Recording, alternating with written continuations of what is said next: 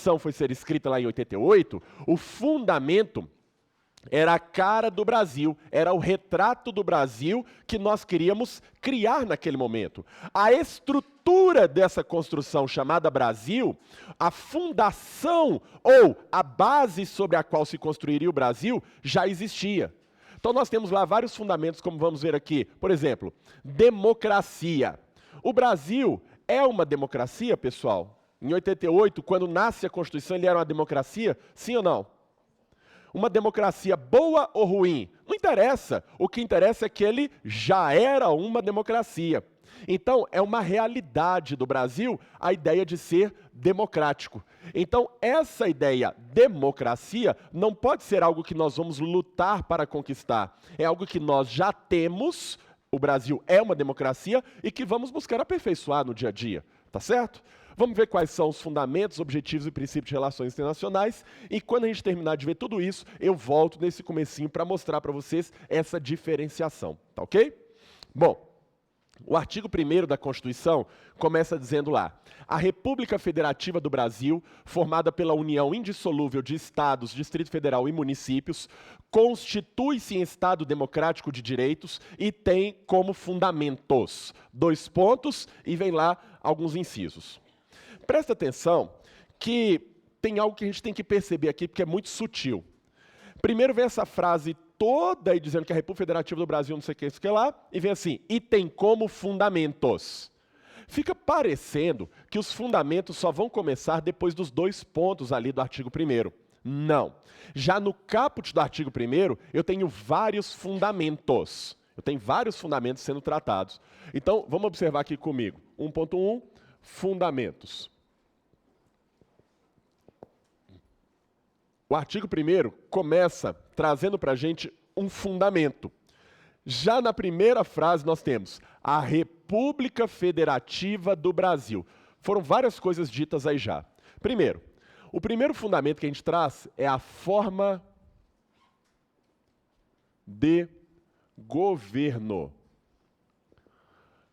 Forma de governo. No Brasil nós temos como forma de governo a República. Arthur, eu esqueço demais essa coisa de forma de governo, forma de Estado, sistema de governo e tal, não sei o quê. Como é que eu não vou esquecer disso? Pessoal, basta entender. Forma de governo significa como um governo é formado, como se dá a formação do governo. Vamos lembrar como é que foi lá o casamento da Kate Middleton, como é que foi o casamento do príncipe Harry, não é isso? Né? Como é que foi lá na monarquia inglesa. Na monarquia inglesa, como é que as coisas funcionam? Na monarquia, para eu virar governador, para eu virar duquesa, para eu ocupar um cargo público, é necessário o quê?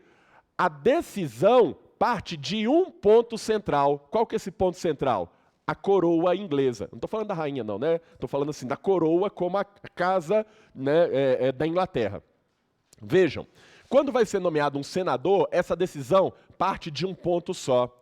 Quando vai ser nomeado um juiz, essa decisão parte de um ponto central. Então, a formação do governo numa monarquia parte de um ponto central. Quero dizer, mono significa um, arquia, governo, monarquia. No Brasil, é assim que funciona, pessoal. Para vocês ocuparem um cargo no Tribunal de Justiça, basta serem amigos do rei, a decisão parte do rei? Não. Aqui no Brasil, a res é publicis. Ou seja, aquele cargo público, aquele cargo que está para ser ocupado, ele pertence a quem? À família real? A um ponto só? Não. Ele pertence a todo o povo. É por isso que vocês, que são donos igualmente daquele cargo, estão aqui concorrendo para ocupá-lo.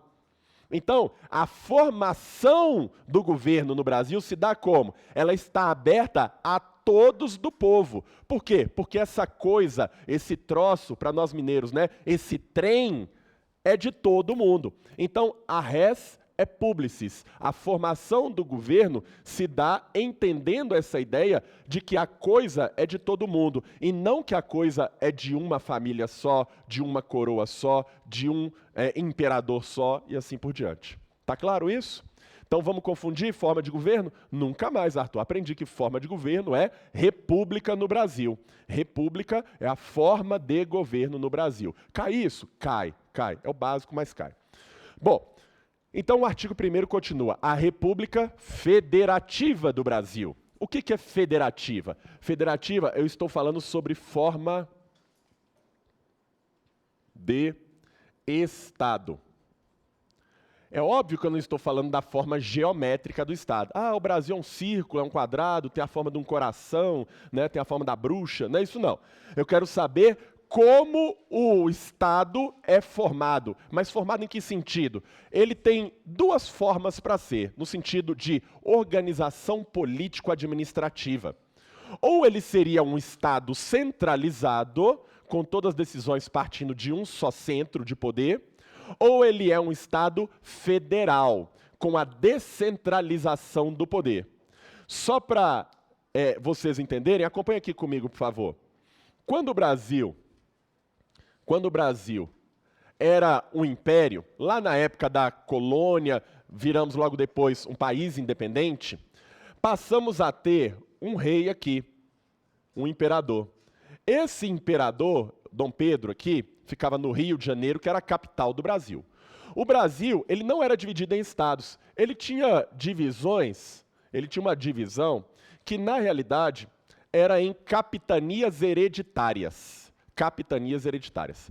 Qual que é a importância disso? A importância disso é saber que as pessoas que governavam, que estavam aqui e etc., elas não tinham um poder próprio de tomar decisões. Eles eram apenas mandatários do que o imperador mandasse fazer. Se fosse para construir uma ponte aqui, essa ordem tinha que vir do rei. Se fosse para enforcar alguém aqui, essa ordem tinha que vir do rei. Uma lei que vigorasse aqui tinha que vir desse centro de poder, e seria a mesma lei válida para todos os lugares. O que vocês estão percebendo? Estamos notando que só há um centro de emanação do poder, um centro de criação do poder, legislativo, executivo ou judiciário. Quando eu falo aqui de um governador de capitania, ele não é nada, pessoal. Ele é apenas um pau-mandado, ele é um delegatário, ele não tem poder de decisão. Depois disso, nós mudamos o Brasil e passamos a ser uma república. Mas mais que uma república, nós passamos a ser uma república federal. E quando nos tornamos federais, olha o que acontece. Nós vamos descentralizar o poder. Descentralizando o poder, olha o que vai acontecer. Agora, eu até tenho um centro de poder que cria leis, por exemplo, para o Brasil inteiro. Então, quando lá em Brasília é criada uma lei, essa lei vale para Minas Gerais, vale para São Paulo, vale para a Bahia, vale para os estados do Sul, para o Nordeste, para o Brasil inteiro, não é verdade?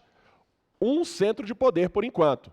Mas, no Brasil, quando há a descentralização, Minas Gerais também recebe esse poder de criar as leis. Minas Gerais vai criar leis que valem para dentro do seu território. São Paulo também vai ter o poder de criar as próprias leis no seu território. E assim vai. E no Brasil, nós somos diferentes em tanta coisa que temos até um terceiro nível de poder, que são os municípios. Belo Horizonte cria leis para Belo Horizonte, Águas Formosas cria para Águas Formosas, Betim cria para Betim, cada um criando a sua própria lei. Lembrando que além do poder de legislar, nós vamos ter também o poder de julgar, salvo para os municípios, e o poder de administrar as contas públicas, os dinheiros públicos. Então observe, numa federação, que é um dos pontos da matéria que a gente vai estudar aqui, as coisas são diferentes de um Estado unitário. O contrário para a gente aqui de Estado federal, como é o Brasil, é o Estado unitário. Unitário. As características do Estado federal, daqui a pouquinho a gente fala, vou trazer todas elas porque isso também é cobrado de vocês, tá ok? Muito bem. A República Federativa do Brasil, Brasil é o nome do Brasil, né? Formada pela união indissolúvel dos estados, Distrito Federal e municípios. Então, já no artigo 1º, já temos como princípio a noção de que essa nova formação